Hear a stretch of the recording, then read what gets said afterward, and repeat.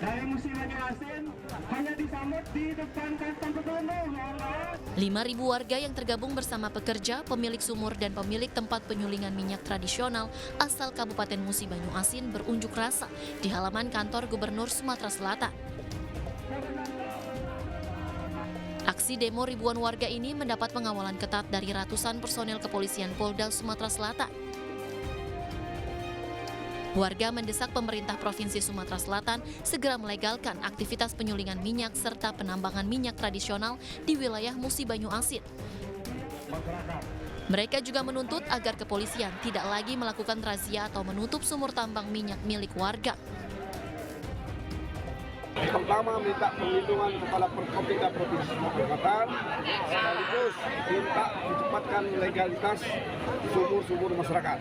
Alhamdulillah direspon dengan baik, Gubernur telah membuat langkah-langkah untuk mengirim surat dalam rangka untuk legalitas terhadap sumur-sumur masyarakat.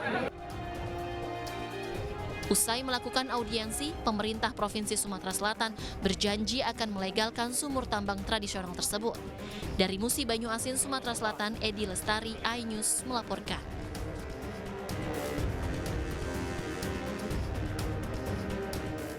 Eksekusi rumah di Jatinegara, Jakarta Timur diwarnai penolakan penghuni. Pemilik rumah histeris saat petugas datang untuk eksekusi.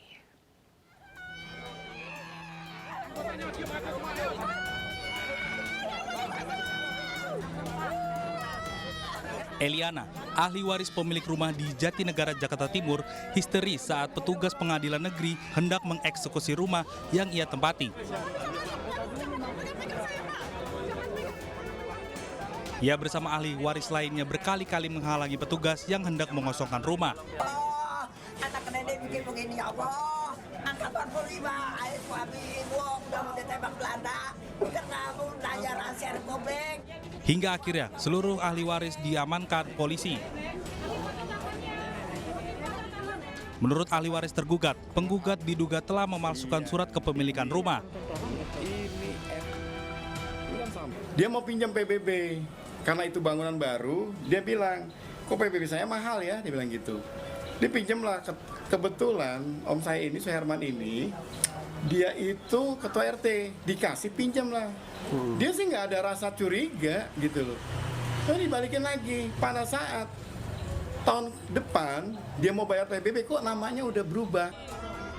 Pengadilan Negeri Jakarta Timur tetap mengeksekusi rumah dan menyatakan telah sesuai dengan putusan Pengadilan Negeri Jakarta Timur.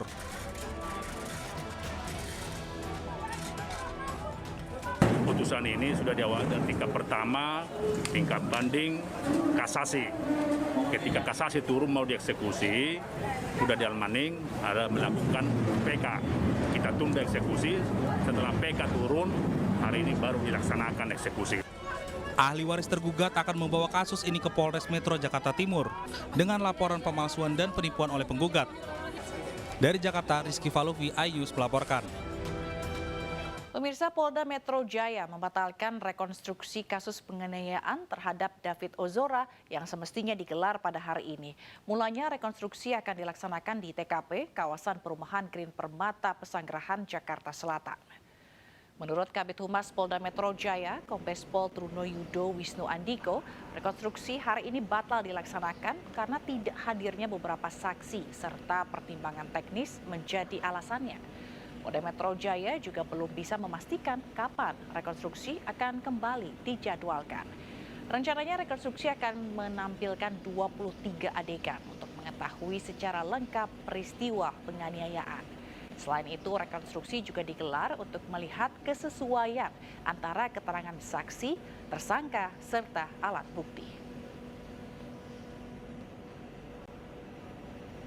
Sementara usai menjalani pemeriksaan selama 6 jam di Polda Metro Jaya, AG, pelaku anak dalam kasus penganiayaan David Ozora, ditahan. AG ditempatkan di Lembaga Penyelenggara Kesejahteraan Sosial selama 7 hari. Tuh, ini Pep, lihat nih Pep. Ini. AG, pelaku anak dalam kasus penganiayaan David Ozora, akhirnya ditahan polisi. AG ditahan di Lembaga Penyelenggara Kesejahteraan Sosial selama 7 hari terhitung sejak penyidik melakukan penahanan. Namun polisi dapat memperpanjang penahanan sampai 8 hari.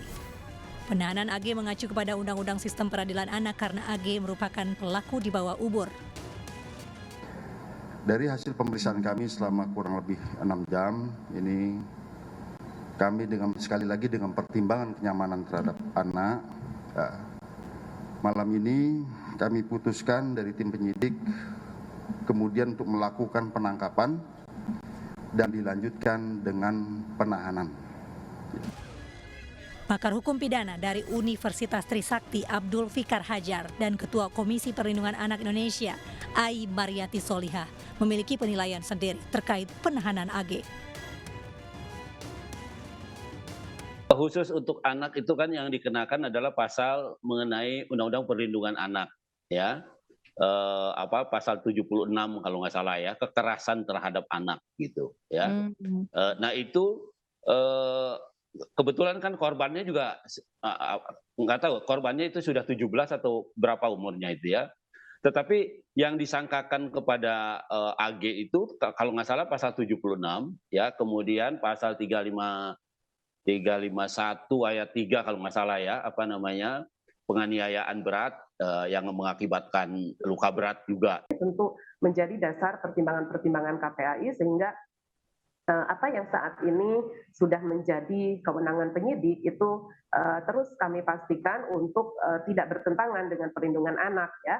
Dan di samping itu juga benar tadi yang disampaikan bahwa apakah ini nanti mempermudah atau justru memberikan ruang lingkup yang lebih melindungi pada anak. Sebelumnya, Mario Dandi Satrio, anak mantan pejabat pajak menjadi tersangka dalam kasus dugaan penganiayaan terhadap David di kawasan Komplek Pesanggerahan Kebayoran, Jakarta pada 20 Februari lalu. Mario Dandi mendatangi korban yang berada di rumah temannya dengan mengendarai mobil mewah dan langsung menganiaya korban.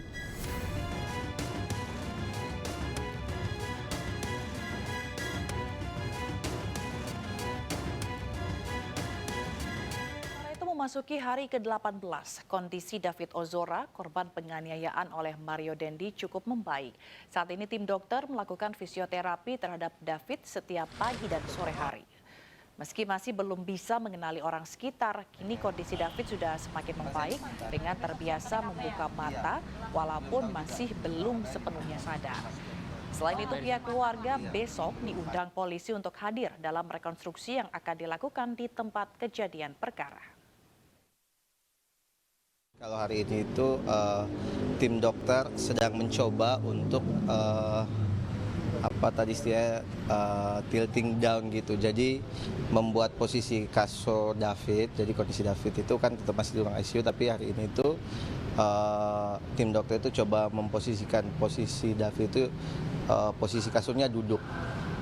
Jadi tilting down tadi istilahnya itu untuk dia terbiasa membuka mata. Karena kan memang walaupun masih di ICU terus respon membuka mata itu juga sudah dilakukan, tapi ini salah satu mungkin cara yang dilakukan tim dokter juga. Jadi fungsi sengaja dibuat seperti itu biar sering membuka mata agar lebih mempercepat lebih optimal lah proses kesadarannya, karena kan memang belum sepenuhnya ya itu. Terus David itu juga kan setiap setiap pagi sama sore itu sekarang itu di fisioterapi. Jadi Crazy Rich Surabaya, Wahyu Kenzo, founder robot trading ATG ditangkap polisi. Kantor perusahaan minuman yang didirikan untuk menjerat korbannya berinvestasi ternyata hanya warung kopi.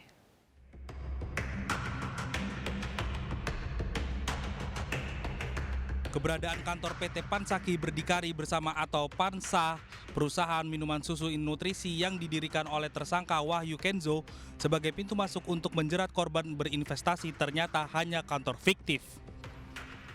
Sesuai dengan surat izin usaha penjualan langsung yang dikeluarkan oleh Badan Koordinasi dan Penanaman Modal di Jalan Kebonsari Manunggal LVK 2B Surabaya, hanyalah warung kopi. Selama kami di sini belum pernah melihat, mendengar, apalagi melihat aktivitas yang berbau Pansaka, Pak. Jadi kalau alamatnya sih memang Manunggal Kebonsari di wilayah kami, cuma kami nggak pernah tahu apakah ada di sana, nggak pernah ada laporan dan nggak pernah ada izin di kami. Artinya nggak ada ya Pak? Emang nggak ada ya kantor itu ya Pak ya? Sepengetahuan kami kok yakin nggak ada, sepengetahuan kami. Diketahui tersangka Wahyu Kenzo yang terjerat kasus robot trading ATG selama ini menggunakan modus untuk menjerat korbannya berinvestasi menggunakan Pansaka, yakni perusahaan susu nutrisi. Sebelumnya Crazy Rich Surabaya, Wahyu Kenzo, founder robot trading ATG atau Auto Trade Gold, ditangkap polisi terkait dugaan kasus investasi robot trading. Pelaku mengumpulkan nilai uang investasi senilai 9 triliun rupiah dengan ribuan korban dalam negeri dan luar negeri.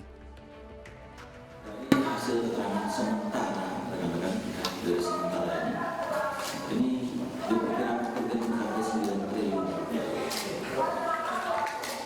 Jadi perkiraan jumlah korban sebanyak 25.000 orang dan tidak hanya di Indonesia. Jadi ada yang berasal dari. Sebelum ditangkap, Wahyu Kenzo sering pamer gaya hidup mewah atau flexing di media sosialnya. Akibat perbuatannya, pelaku terancam hukuman 20 tahun penjara dan denda paling banyak 12 miliar rupiah.